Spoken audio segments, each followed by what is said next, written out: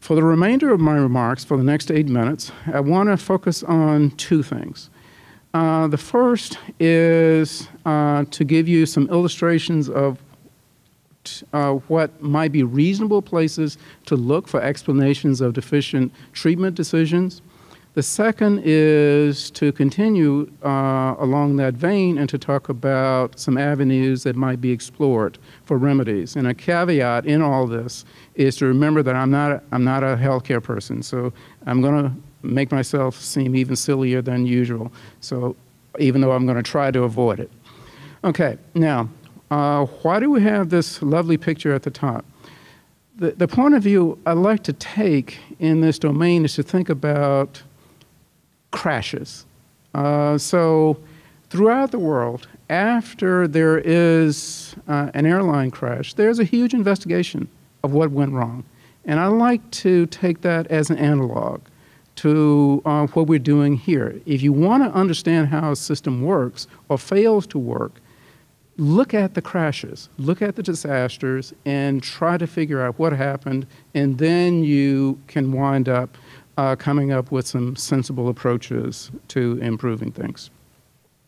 Okay, so let me start with the first issue, in the preliminaries. So there are three major classes of issues. The preliminaries have to do with what happens before you get into the decision proper. All right, why do I have this cool picture here? It's on the bridge of the Starship Enterprise. And I don't know if you used to watch that show, but I thought that was really neat, how you can be sitting there and you have the universe coming at you. What are those guys doing? What they're doing is what we call scanning. They're looking for threats and opportunities. In their case, opportunities to, I don't remember exactly how they put it, to explore the universe, et cetera, et cetera.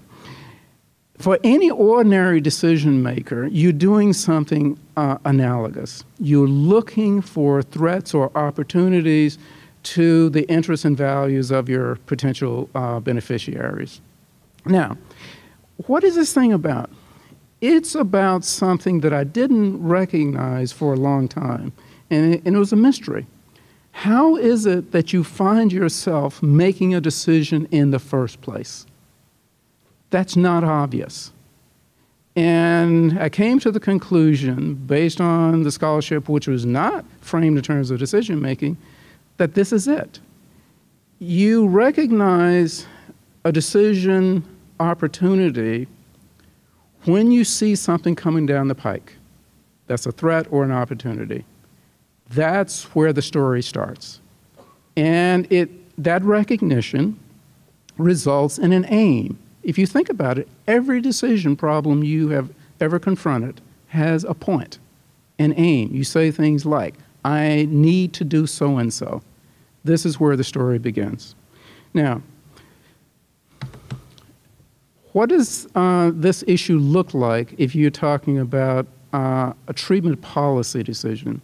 So somehow the decision maker has to recognize that there's some kind of a threat or an opportunity to the people who are important to her.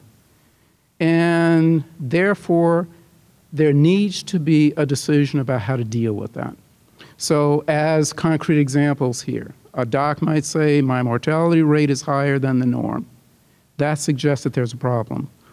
Or on the more positive side, the opportunity side, somebody comes along and says, you could be doing 30% better than you are right now.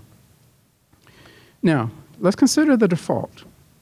And so let's suppose that perhaps because he or she was distracted or concluded that these threats and things were not real, so there is no effort to make a decision.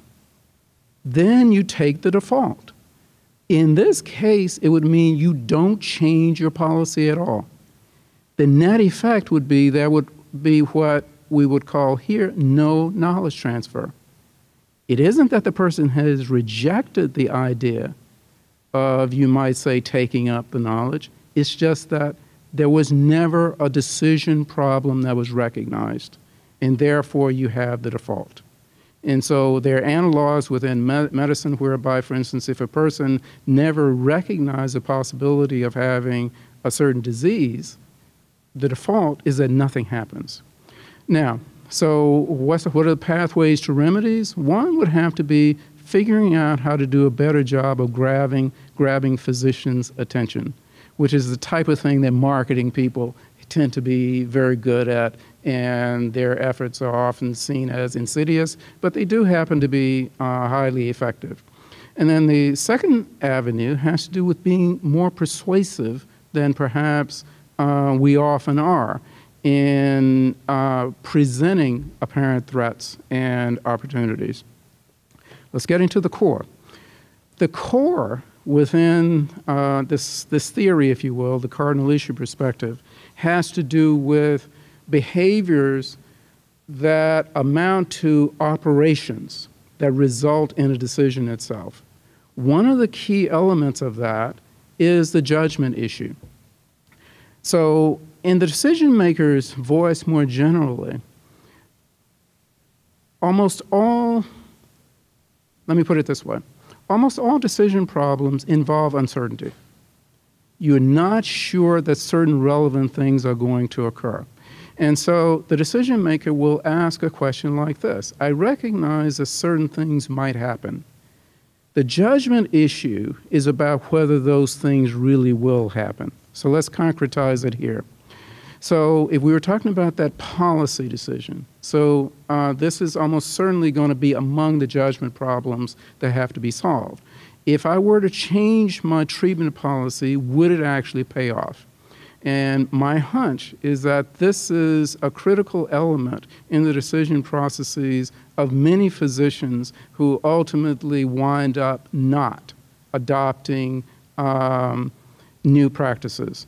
So I can easily imagine people saying things like, my goodness, you've got studies coming out every week, it seems, they're often contradicting one another, or and there are so many we need to read, and we don't have enough time to read them. I don't have to tell the people in this room, it's like the rest of the university. It's like the line is being speeded up. So how can you possibly keep up with all these things?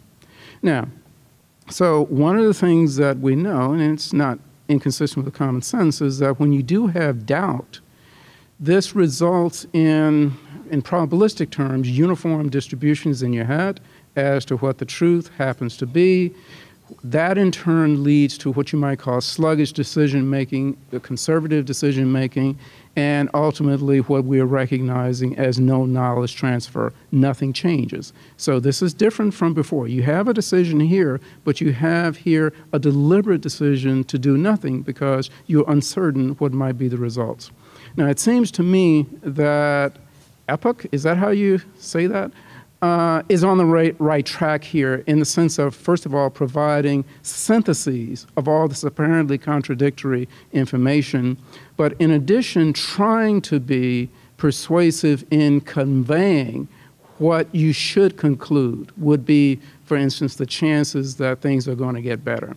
Now, what I would also recommend is being a bit more persuasive. My guess would be that the typical doc isn't really into things like effect sizes and things of that sort. Instead, what they would want to know is, how does this translate into something that's going to help me decide whether it's worth it to do things like this? Now, let's talk about in the aftermath. So, again, we have this tripartite view of the issues. The first would be issues in the preliminaries, in other words, when you're getting ready to attack a decision problem. The second would be in the core, when you're deciding. And then finally, there's the aftermath. And it probably sounds odd to be talking about the aftermath in the context of talking about decision making, but it does make sense in this way. So let's talk about implementation. What implementation has to do with is whether a decision you've made can actually be implemented. You will sometimes hear people saying things like, dang, I made a really great decision. The problem is that those guys just didn't implement it right. To me, that's not a good decision. The reason is that if you're a good decision maker, one of the things you take care of during the process of deciding is the potential implementation. So let me get on with the story in this context.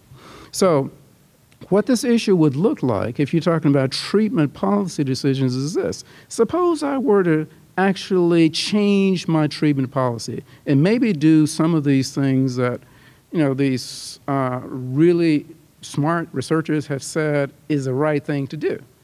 Now, could I actually pull this thing off?